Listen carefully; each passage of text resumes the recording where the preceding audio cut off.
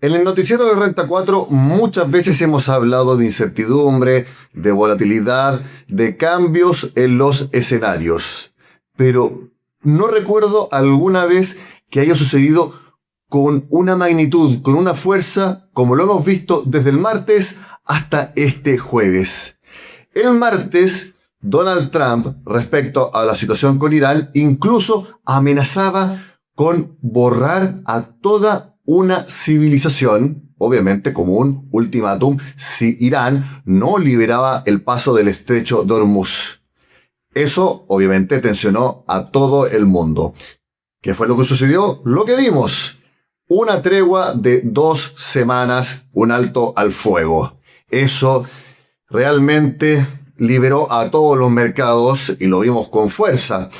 El precio del petróleo, tanto el WTI como el Brent, cayó con fuerza el miércoles en torno al 20% y ambos barriles llegaron a estar en cerca de $90.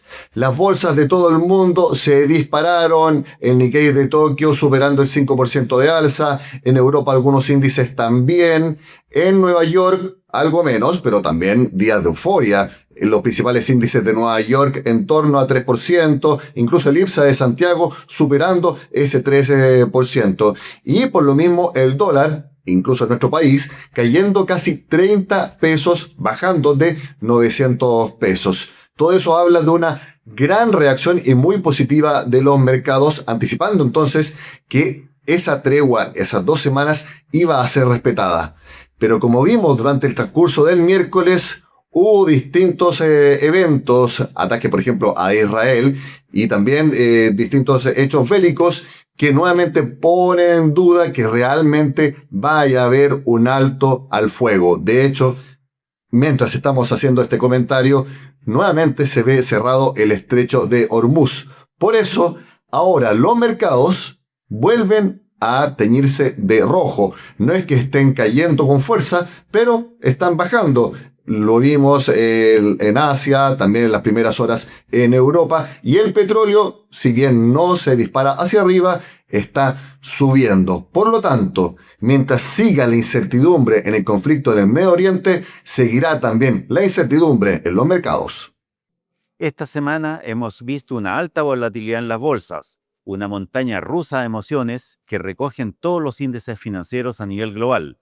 A principios de semana, las durísimas amenazas de Trump de atacar a Irán al punto de acabar con una civilización hicieron que el martes el IPSA bajara un 1,66%, en línea con las caídas en todos los mercados internacionales. Al día siguiente, conocimos de una tregua por 2 semanas entre Estados Unidos e Irán para seguir negociando una solución definitiva al conflicto, lo que llevó a nuestro IPSA a registrar una espectacular alza de 3,22% y llenando de optimismo a todas las bolsas a nivel global. Sin embargo, alcanzar la paz nunca es fácil y la tregua ha sido puesta en duda luego que Israel atacara el Líbano, donde supuestamente se refugian algunas milicias de Hamás, afirmando que ellos, es decir, Israel, no es parte del acuerdo. La incógnita será ver cómo evoluciona la alianza entre Estados Unidos e Israel, teniendo en cuenta que ahora Estados Unidos sí desea alcanzar un acuerdo con Irán que permita reabrir el estrecho Hormuz por donde pasa el 20% del abastecimiento de petróleo del mundo. Si sigue la incertidumbre en la economía mundial, también seguirá la incertidumbre en la economía de nuestro país y eso lo vivimos perfectamente en la inflación. Esta semana conocimos el IPC de marzo. Se sabía que iba a ser muy alto, 0,8% esperaba el mercado. Fue más que eso, fue 1%. De hecho, la inflación anual subió a 2,8% y se espera incluso que en abril sea mucho mayor, ya que se verá con fuerza el impacto del alza de los combustibles. Se habla de 1,5, 1,6% y que la inflación anual supere el 4%. Eso elimina cualquier opción de que el Banco Central baje la tasa de interés. Incluso la podría subir, aunque en el mercado ven algo más lejana esa opción. Y aquí nuevamente vuelve la palabra incertidumbre, porque ¿qué es lo que sucede si es que hay más convicción de que se libera el estrecho de Hormuz y vuelve a bajar el precio de los combustibles? Porque en el mercado se habla de que si eso se concreta, ya en mayo podría verse unas presiones inflacionarias mucho menores y que incluso podría caer el IPC. Obviamente estamos hablando de hipótesis, pero eso podría suceder, reitero, si es que se llega al alto el fuego y el estrecho de Hormuz se libera. Mientras tanto, entonces, vemos un IPC que creció mucho en marzo y que va a ser aún mayor en abril. El dato de inflación correspondiente al mes de marzo dio cuenta de un avance de los precios de 0,9% durante el mes, lo que llevó la medida interanual desde un 2,4% a un 2,8%, levemente sobre lo esperado por los analistas. Lo mismo ocurrió en las medidas subyacentes, estuvieron algo por sobre lo esperado. Los principales factores que incidieron en esto fue el aumento en los aranceles universitarios por el lado de la educación y por el lado de la gasolina, principalmente en la división de transporte, que empezó a consignar el efecto del cambio en el MEPCO. Para el mes de abril se sigue esperando un registro elevado por sobre el 1% al menos, dado que se sentiría todo el efecto del ajuste en el MEPCO durante el mes, mientras también va a depender cómo evolucione el conflicto en Medio Oriente, cuál va a ser la trayectoria final de la inflación en los próximos meses y hacia fin de año, especialmente dado la gran incertidumbre que existe y el efecto que podría tener no solo en el petróleo, sino también en el tipo de cambio. Por ahora, ante esta incertidumbre, el Banco Central no cambiaría su postura, no se gatillarían cortes, sino que se mantendría con una posición muy cautelosa. Una persona que tiene que lidiar con esta incertidumbre es el ministro de Hacienda, Jorge Quirós.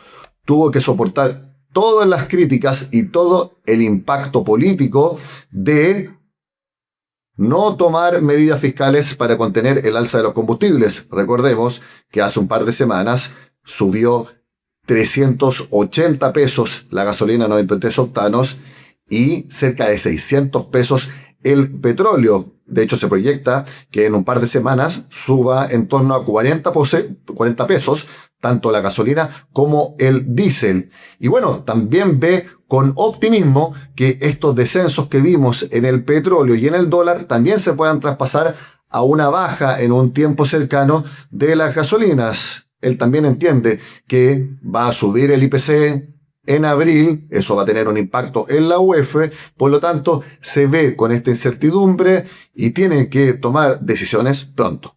La locomoción colectiva cayó, gasolina subió, educación universitaria subió, hay una mezcla de cosas y estamos viendo cómo sigue la situación, todavía viendo los volátiles, la subida fue muy cercana a lo que se esperaba, así que todavía no vemos el efecto final de la subida del transporte, o sea, de la gasolina, y vamos a estar monitoreando la situación. Y de cómo esto empuja también el precio de la UEF, cómo está impactando, entiendo que ya está superando los 40.000 pesos, ¿el gobierno está tomando nota de eso? Bueno, la UEF es una fórmula matemática que sigue en cosa. ¿Y les preocupa que eso ocurra? Porque se pagan créditos hipotecarios y muchas cosas que se pagan en UEF. Siempre nos preocupa y el camino es recuperar el dinamismo económico. ¿Y qué le parece a las señales del Medio Oriente, este anuncio de tregua? ¿Puede ser beneficioso? Por supuesto que es beneficioso, por supuesto que en la medida que los precios se logren estabilizar de modo permanente, hay que ver cómo sigue la situación y después si empieza a bajar, vamos a transmitir esas bajas directamente a los consumidores. Estamos muy contentos de eso. Como pueden ver, el escenario está sumamente volátil en el mundo y también en Chile. Por lo tanto, será muy importante ir viendo cómo se desarrollan los eventos en el Medio Oriente y también la recomendación es la misma. No hay que tomar decisiones intempestivas respecto a nuestros ahorros, respecto a nuestras posiciones. Lo mejor es tener calma y seguir las estrategias de largo plazo, tal como siempre lo decimos acá, en Renta 4.